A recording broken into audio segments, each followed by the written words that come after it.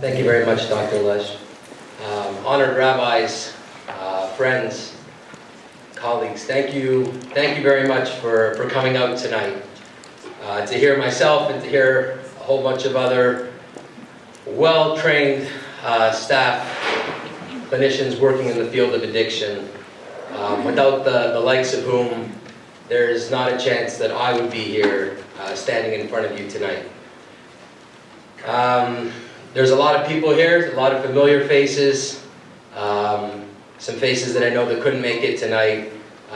Most importantly to me, I guess, is my grandfather who passed away a few years ago, Mr. Jeffrey Cohen, who was a very big inspiration to me, both in my growing up years and in my getting well years.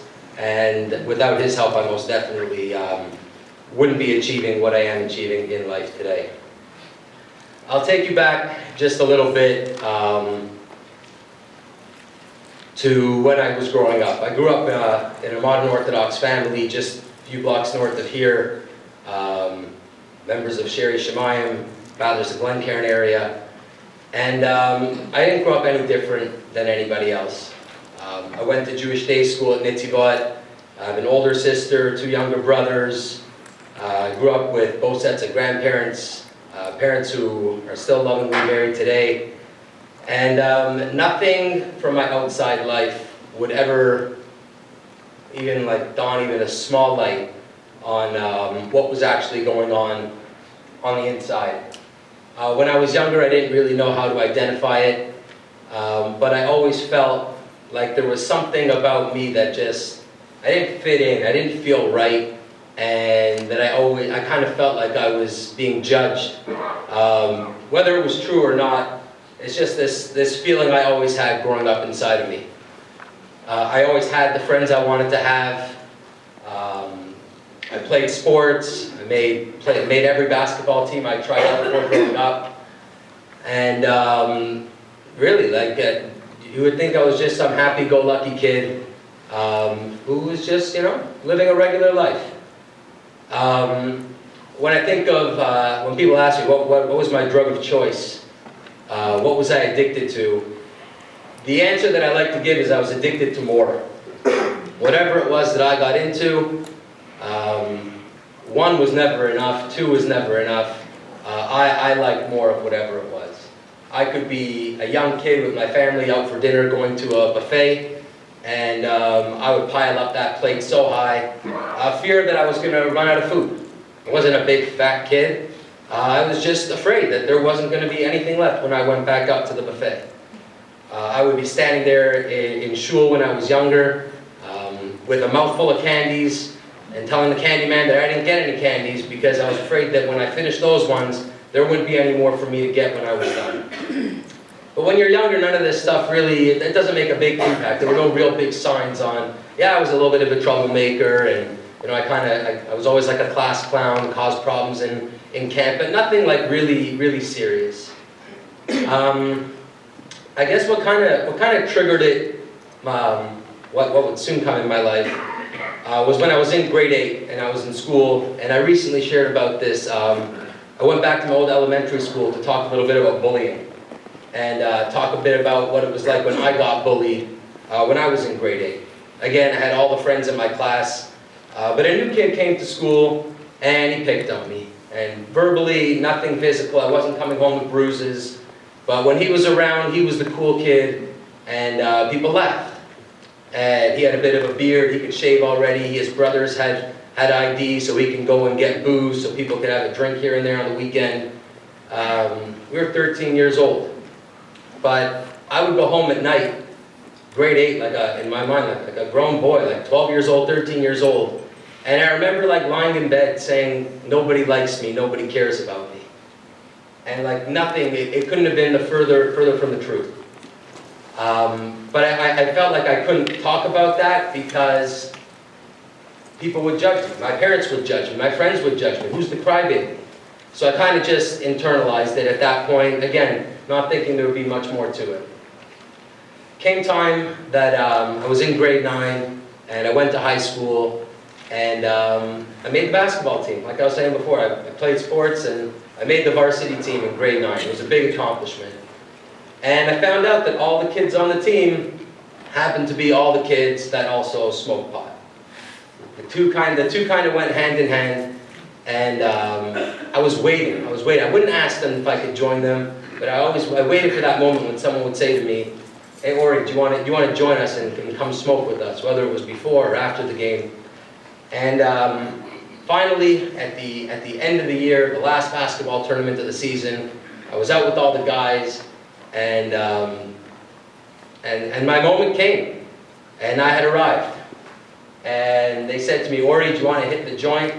And I said, "Yeah." And some people say they don't get high the first time. I got high as a kite that first time. It didn't matter that I was brought up in an Orthodox home. There was a steakhouse across the street. I was hungry. I was buying steaks for whoever was around. I was just happy to be included in the bunch. I felt like I finally fit in. And that feeling really was my identity. That's who I became. I became Ori, the pothead. Ori, I am whatever you want me to be so that I can hang out with you guys and feel this way. I will do anything to achieve that status. As time went on, one drug kind of led to the next throughout high school, and I was never peer pressured, told, "You need to do this, you need to do that, try this." I was chasing that next high my whole life. When the weed stopped working, I would try psychedelics. I would try drinking more. Eventually, it hit the point where I had finished high school.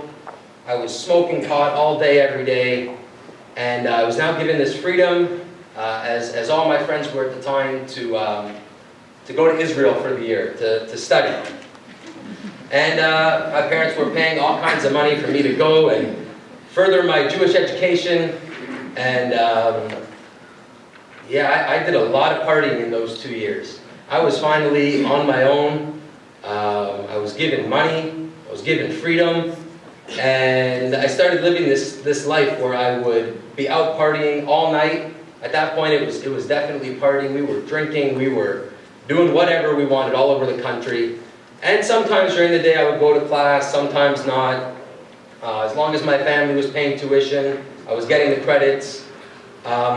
After being there for a few months, I started to become a lot of good friends with all these guys from New York and Los Angeles. We were all in school together. And there were a lot of things that we had in common, but I always seemed to be that kid who I always needed more. If they were done smoking for the night, I would break out and I would go out on my own. It didn't matter that people were around, they weren't around.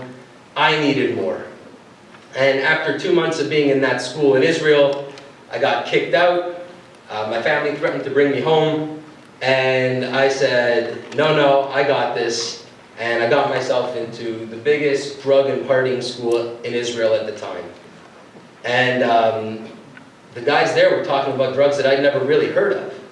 And there's talks of cocaine and acid and heroin, and like my eyes lit up like a kid in the candy store. I was like hearing about all this stuff, and I couldn't wait till I would finally try it. And although not all that stuff was available at that time in Israel, as soon as I came back for the summer that year, I was 19 years old, I tried cocaine for the first time, and this put anything else in the world that I had ever tried to shame. This was like, I felt like Superman. Nothing could stop me. I found the magic potion in life. And the time was coming to either go to university the next year or go back to Israel. And just because the drug log part of the story doesn't really need to be much longer, I went back for another year. I continued to party. And because of the stigma of what the community would think if I just came back and saw that nothing had changed after 2 years, I bought a black hat. And I came back to the city, and I wore this hat, and I went to shul, and I was what you wanted to believe that I was. I went to Israel for 2 years, I came back, I'm religious now, I'm ready for a shidduch, I'm ready to get married, and I'll go to university, and life will go on. At this point in my life, I could not have been living more of a lie. But it didn't matter to me because I would numb all of that with drugs, and I would keep on showing in the community that I was who I thought you wanted me to be. My cocaine addiction, it became an addiction real fast, and I would literally be doing it all day, every day. When Dr. Lesh was introducing me, he mentioned something about the underground poker club scene. The people that I would hang out with on a regular basis there, I went back to visit them at one point, but I'll get to that in a little bit. When I looked at myself from the outside, at what I had become, I thought that was normal. That's what 21, 22-year-old kids do. It could not have been further from the truth. We were going out with the few friends that I managed to have, which were really just, call them using buddies. We would go out to clubs on Saturday night. We would live the lavish life. We would be standing in the VIP room. And I remember once being with all my buddies, holding 2 bottles of vodka in my hand. The music was pumping, the energy was in the room, and I was looking out over the whole dance floor, and I couldn't have felt more alone. From the looks of me, I had the world in the palm of my hands. Everything was great. And I can't help but being honest with myself in that I could not have felt more alone. When I would take those rare opportunities and reflect and be like, where is my life going? I never thought it would end up there. I never thought I would be so hopeless and so empty. But I would just do more drugs, the show would go on, and you know, that's just it. I was 22 years old at this time, and the thought of being 30 was like, I was doing drugs at a pace where I did not think 30 was a real option. But I'll just live it out, I'll play it out, I'll have fun. And I was never one of those drug addicts that tried to commit suicide, that wanted to die. But I just didn't care if I woke up the next morning. When I was 22 years old, I remember a story when I was up for 3 days. 3 days straight, 72 hours, high on cocaine.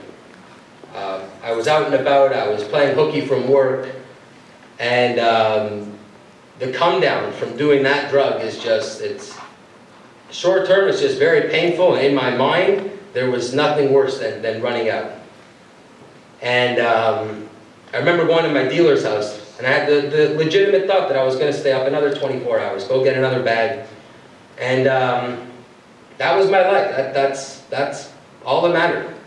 You know, how I'm going to get more, who I'm going to have to rob money from, who I'm going to have to steal from, who I'm going to have to manipulate that day just to feed my addiction. I used to go from playing poker at Dufferin and Finch to my grandparents' house, right in this area, and I would hustle, drive all the way here, drunk, high, just to take out the garbage, because they would pay me $50 just so they could see me, because otherwise I wouldn't be coming around my family, because I just wanted to go and get high with my friends. I would go, say hi, give them a hug and a kiss, get the $50, and get back to the table as soon as I could.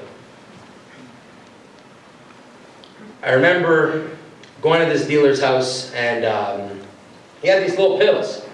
And I said, what do those do? And he said, well, those are to come down from the coke. And now, if I thought that when I found the coke that this was life, I never had to deal with the come down anymore. And I really thought that I got it this time. And these pills were OxyContin.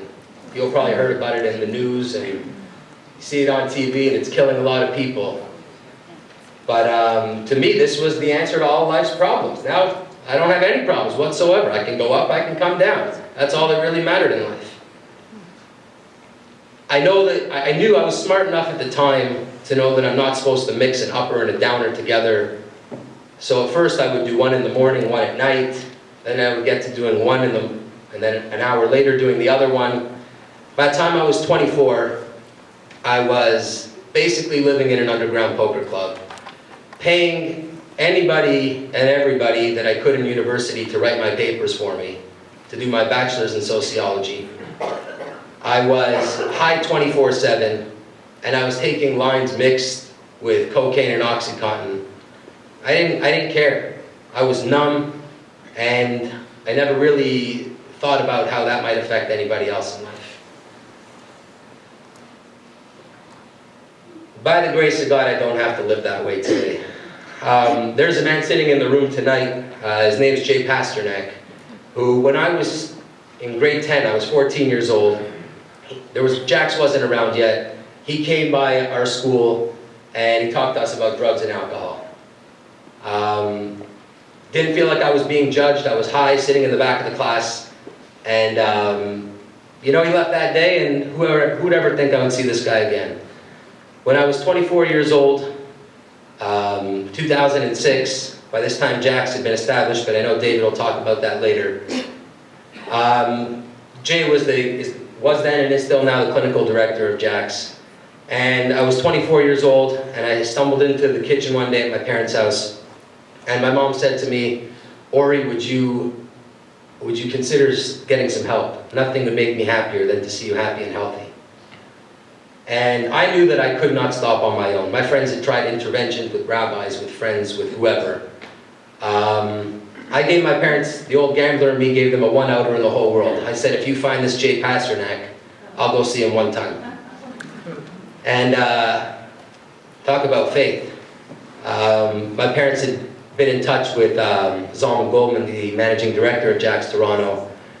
Finally, after literally I went to their house one Friday night and I fell asleep in the bowl of soup because I was nodding out on OxyContin. They couldn't really ignore it anymore. Any of my friends, my parents' friends, they felt they couldn't talk to, because then the Goldstein family has problems. That's the stigma that our community deals with. And sure enough, they set up the meeting for me to go and see Jay. And after seeing him a few sessions, I went down to treatment in Florida for a few months. And from 2 hours after I landed, I came to a meeting at Jax Toronto. And it's been just over 10 years, and I've never left. What is life like today? I'll start with the best. This is my fiance over here. I'm getting married in April.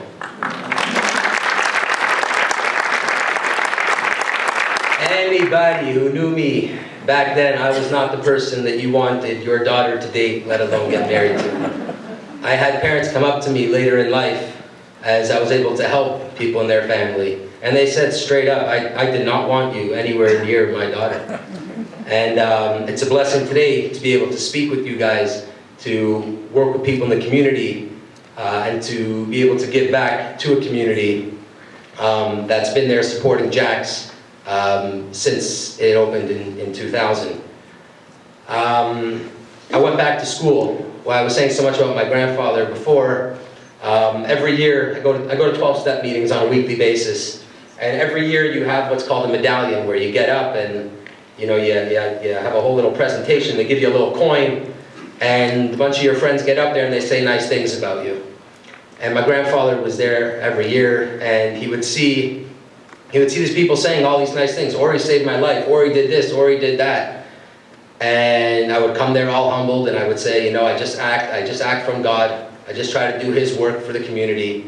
And he said, there's got to be a way for you to do this professionally. And I said, no, this is AA. We do service. We help people because they helped us. And he said, well then, go back to school. I'll pay for you to do your master's. And you'll go. You'll do this professionally and you'll help people. So I wasn't going to turn down an offer like that. And I went to the Wurtzweiler School of Social Work in Manhattan. And who knew that when I put my mind to it, I could get straight A's. I won the Dean's Award for Leadership. This is stuff that I never thought was possible in life. I did my placement for my master's at Jax Toronto. That was 4 years ago. And they hired me from when I came back from finishing my school. Literally a week later, I started work there. And I just began my 4th year as Director of Development at Jax. I work with an awesome team. We're like a small little family. I've never seen 7 people in one building work so hard together to help change the lives of people in the community who need our help. I only have no more time, so with the last few seconds, I'll just say, because I rarely get an audience like this, and I think I would be doing the community a disservice if I didn't say something, but we're supported by people like you. UJA gives us some money, and the rest comes from people like yourselves who want to help people like me become community leaders, community advocates, to be there so that if, God forbid, anybody that you know or someone who you know knows ever has any issues with addiction, that there'll be Jacks and there'll always be an open door for them to come to. Thank you so much.